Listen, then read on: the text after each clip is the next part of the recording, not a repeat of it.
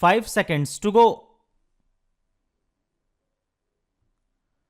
Mr. Deputy Chairman, I think that it will be generally agreed that a bill of this type is almost unavoidable at the present stage.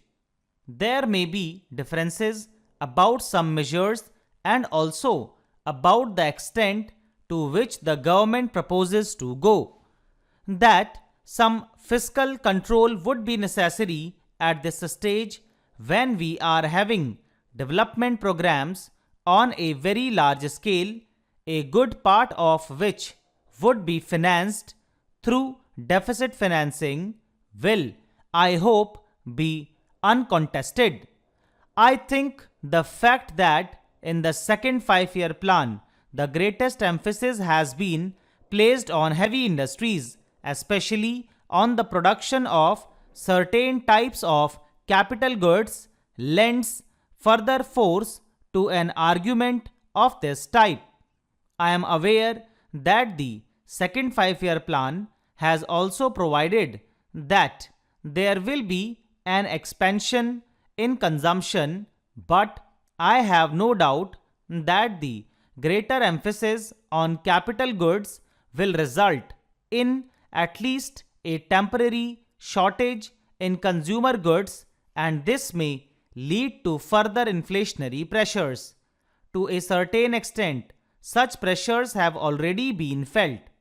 The recent rise in prices is a kind of warning of the kind of situation that may develop unless we are careful from the very beginning. Therefore, I would say that this measure of the government, insofar as I can understand it, has a twofold aim.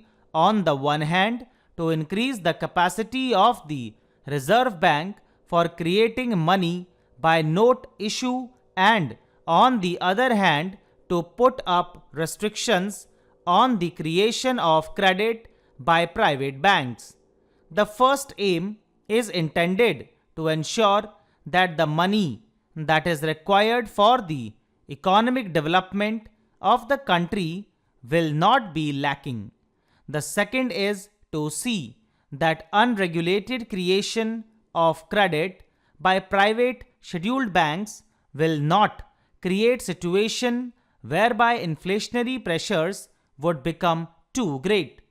To that extent, everybody would agree that a bill of this type is unavoidable. I have, however, a few questions to ask of the Honorable the Finance Minister, and I have no doubt he will be able to meet the doubts which I have in my mind. My first doubt is whether there is not an undue measure of fear about these inflationary pressures.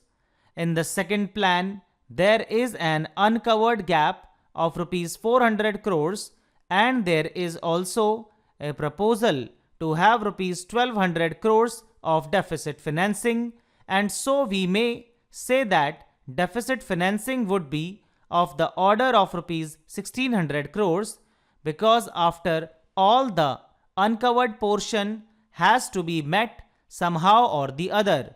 I do not know whether sufficient credit has been taken of a possible adverse trade balance which is bound to develop during the first 2 or 3 years of the second 5-year plan.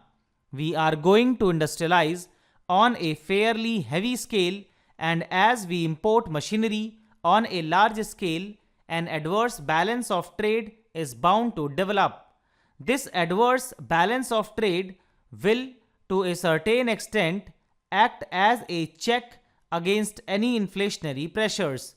Then again, there is the question of production of food grains and other materials within the country.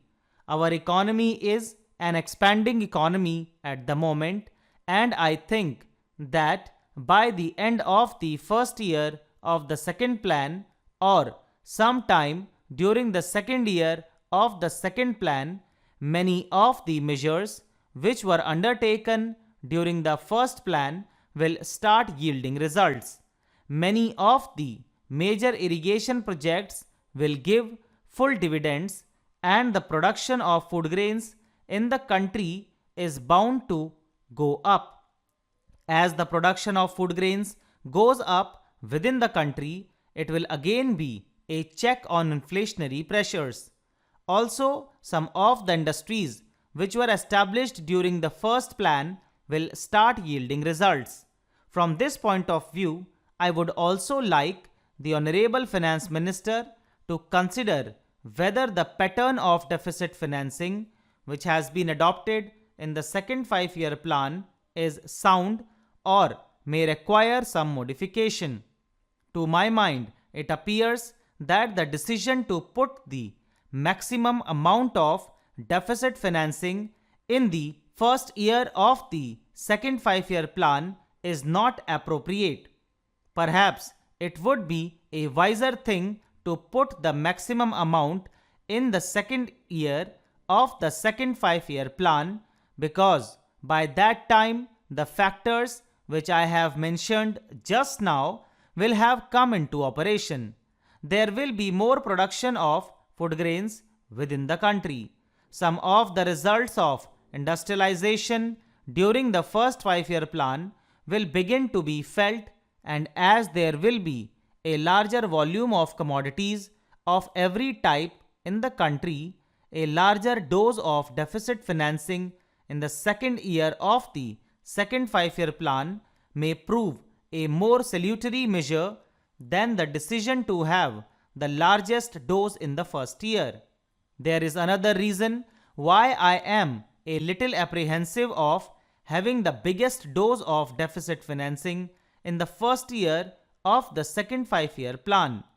If once the inflationary process starts, if once there is any disturbance in the psychology of the market, the results are difficult to foresee. If, therefore, in the first year of the second plan, we proceed a little more cautiously and have the biggest dose in the second year and perhaps a little less in the third, and then start tightening up and reduce the deficit financing, you will have 3 years, the third, fourth, and the fifth of the second plan, both to watch and to take such remedial measures as may be necessary. This is a suggestion which I would like the Honorable Finance Minister to consider. I am mentioning it here because I think it has a definite relevance to the proposal he has made for currency expansion by doing away with the ratio between the gold bullion and the securities. Stop.